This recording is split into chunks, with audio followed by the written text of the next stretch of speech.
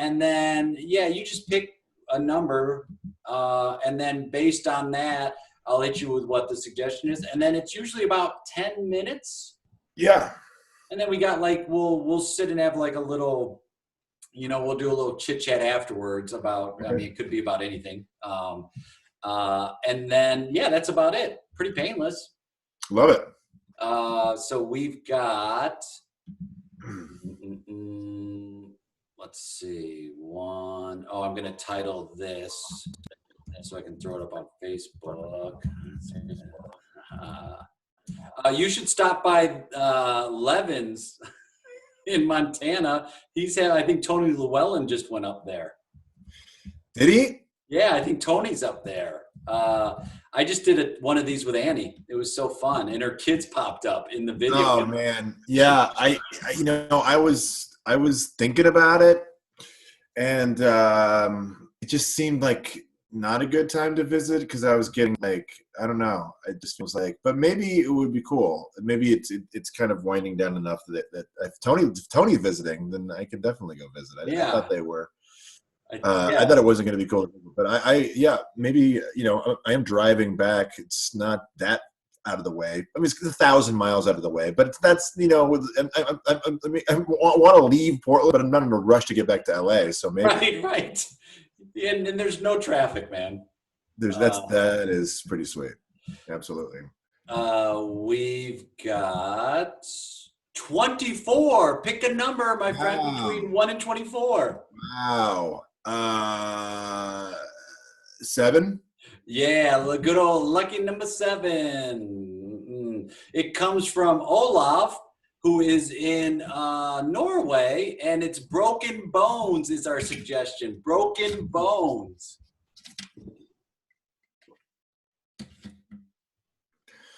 You all right?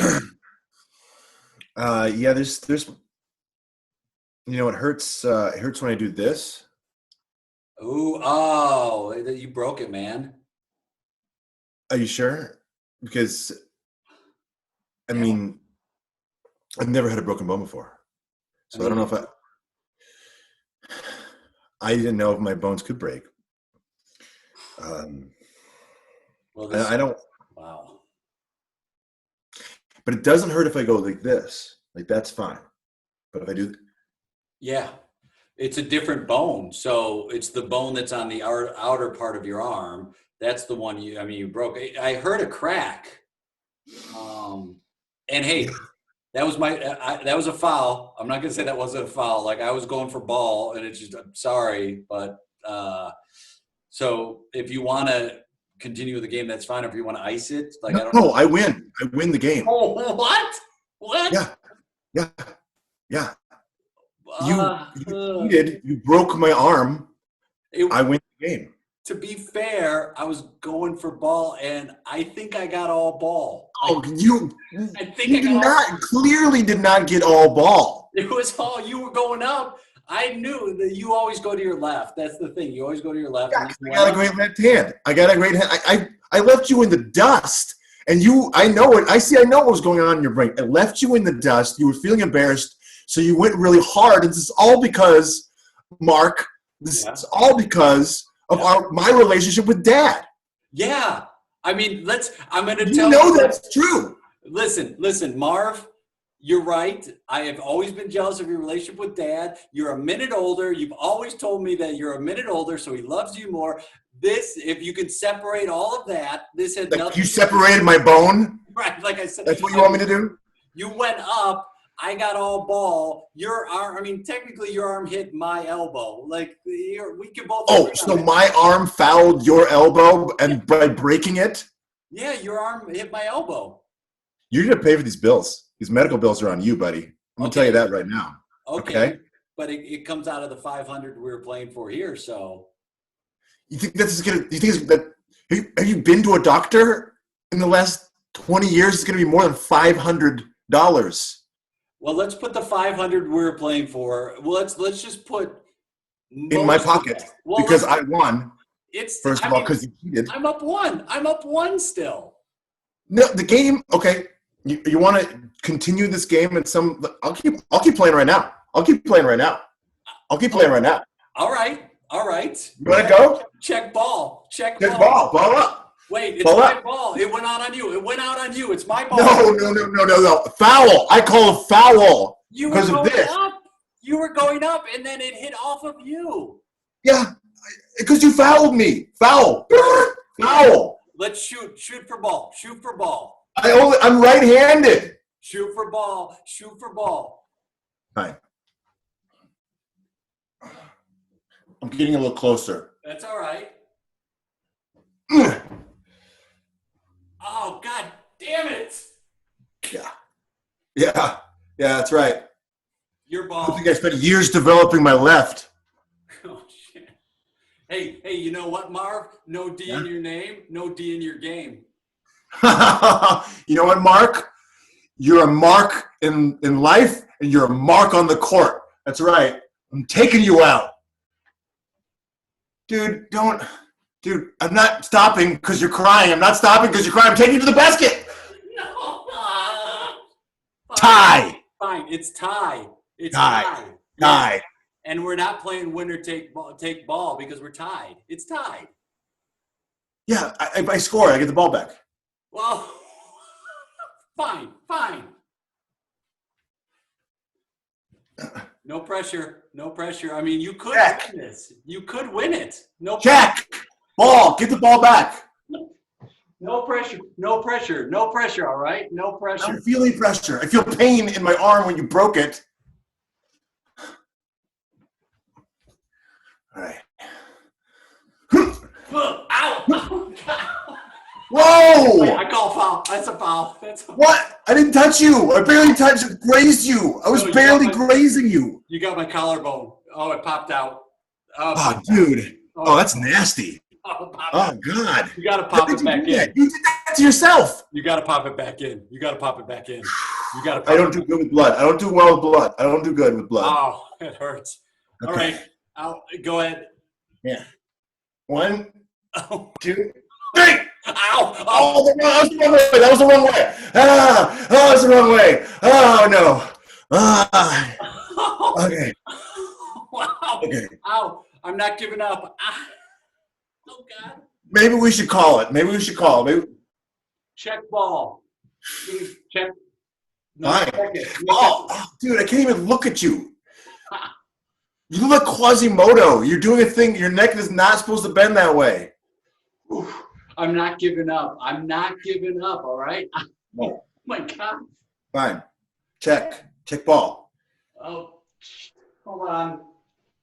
Ow, I can't bend over to pick it up. Why are you on your knees? Your legs are fine. What are you doing? You're having a full breakdown. When I went down, it felt a little better. When I stand up, nope, I can't. My back. Oh, my back, man. My back. Give me the ball. Here. You know what, dude? I'm going to do you a favor. I'm going to score on you really quick. No. The game's going to be over. I'll win. And then we're going to go to the hospital. I'm going to do that. I'm going to give you that solid. Oh, my nose! My nose! Oh, God, dude. Why did you do that? I had my neck spasmed because I'm on my knees. That shoots up my sciatica right to my neck. I'm sorry. He just ran blood. I'm about to pass out. I'm vomit. I feel very nauseous. You're Check ball. You're bleeding a lot. I know. Check ball. Good. It's good. I only need one more.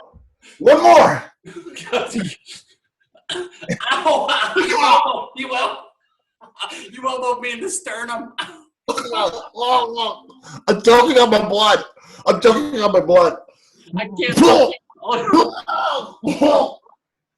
Check ball. I just vomited a lot of blood. Check ball. Check ball. Check ball. You threw it over my head. Yeah, I was throwing it at the basket. I thought we were playing. Oh, God. Call Dad. Yeah, we got to call Dad. We got to call Dad. Dad will settle this. Dad. Hey Siri, call Dad. Alexa, call Dad. Scott Henry's dad. No, Steve, Luke, and Sam's dad. no, not Steve Luke's dad. Call my dad. Calling You talking to Steve No, Luke? no, it's calling Steve Luke's dad. No. Siri, no, don't call Steve Luke's Dude, dad. he's a Nazi. Don't call that guy. No. You know, his dad is a full-fledged Nazi. Oh, shit, he's on the phone. Oh. Yeah, hold on. Marv wants to talk to you. Hey, Mr. Luke. Just Check ball. fuck the Nazis. Hang up. Good one. Good one. It's gonna. What are we doing? Hey, you won. You won this game. All right, let's shake on it. Yeah. Ow, my wrist. Ow! Oh fuck! Scene. Dude, you're the best, man. That was so fun. It was fun. That might have been It the was most fun. exercise I got all day. Yeah, that's the closest I've had to come and playing basketball in 2 or 3 months. So that felt great. Don't you miss it? Oh yeah, I really do. I really do. And you wrote a book, the Bill Walton, about That's mysteries. true. I've written 2 books. Where Bill Walton solves mysteries in a mystery book series I call the Bill Walton Mysteries. The first one's called Friend of the Devil, and the second one just came out called Fire on the Mountain. Oh. And I actually had a chance to interview Bill this quarantine, which is a highlight of the quarantine. Yeah. Where can we hear that?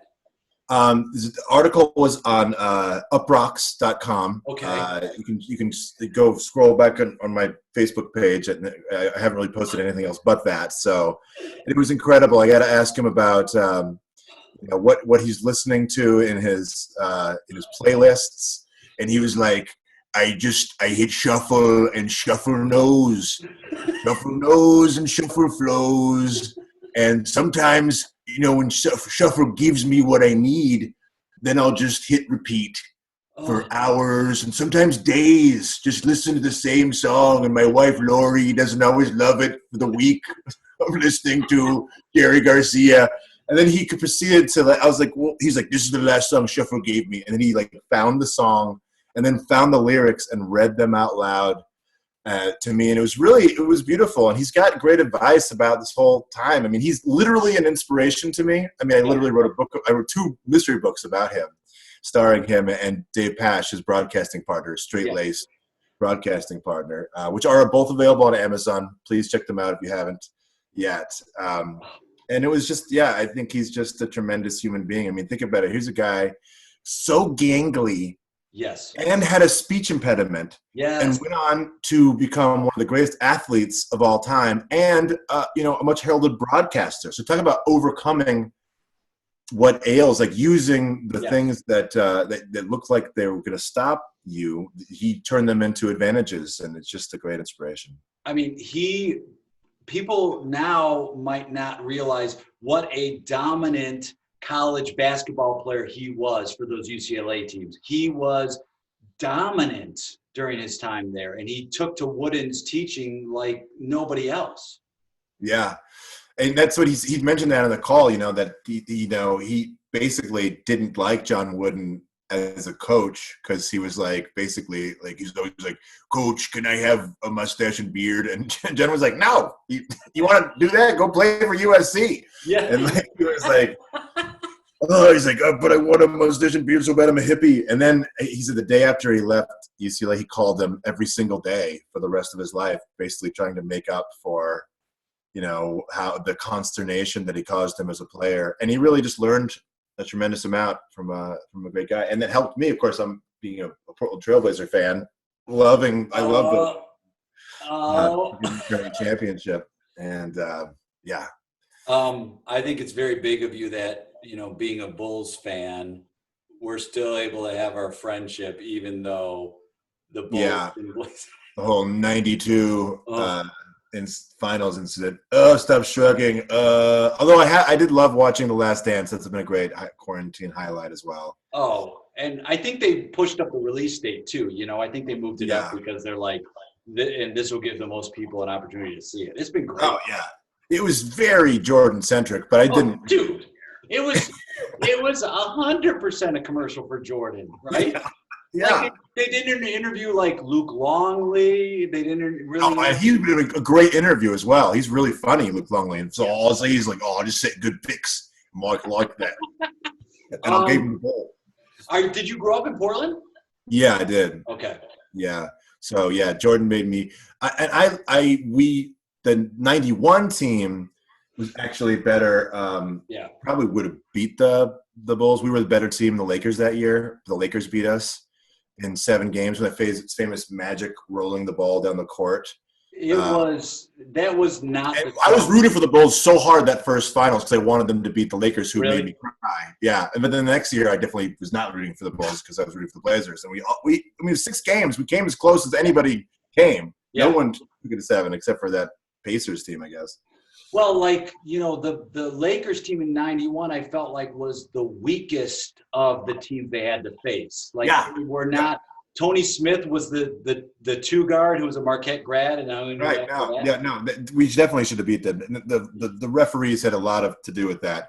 Oh. A lot to do with that. But one of the great things about being in Portland is drinking delicious beers. Though this is called the Stable Genius beer, quarantine edition, with the mask. my place called Level Beer. Yeah, this is very good. Yeah, you're up in Portland now. You live in LA, but you're up there in Portland. But pretty soon you're gonna head back, right? You're gonna.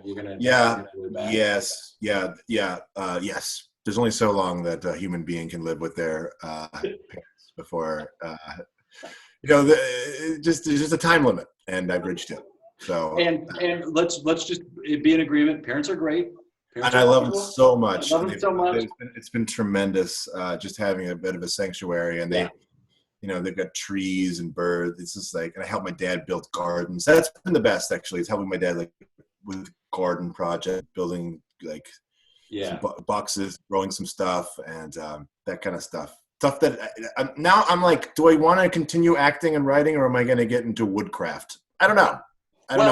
I think a lot of people, especially artists during this time, we're going through that moment of like, let's reevaluate what's going on. And I think there are some people that are saying, no, I do want to continue to do this. I miss it. But then there are also people who are going, I don't know, I might get into making pocket watches. That might be a fun thing. Yeah. Who knows, and you're still being yourself and doing it and expressing yourself.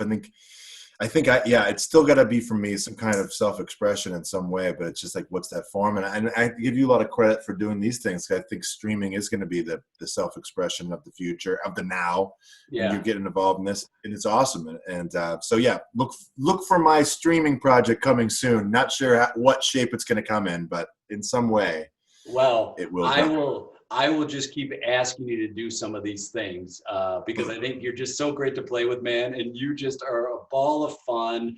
And anytime we used to do a show live in LA, Improv Famous, which I would bring people all around to play. And I don't think we had met before the first show. No. And then we got up and play, and I was like, oh yeah, that's my speed. This guy I love how just the speed you play at. No time to waste. Let's just get to whatever it is and have as much fun as possible on the way. Dude, it's been an honor to know you. Yeah, to get to know, and that's true. Like the first time, it's like, wow, there's no better introduction to someone than just meeting them on stage. I remember that show. It's like, oh yeah, I feel like I've known you forever. We just met. Where can people find you online? Like, what's the best way? Website or social media, or if people want to reach out? Yeah, follow me on Twitter at Jamie Kirkland for latest updates. Also follow at the Bill Mysteries for Bill Walton updates, and please pick up those books. They're on Amazon: Friend of the Devil and Fire on the Mountain. If you haven't yet, the first one is available on audiobook, read by the author.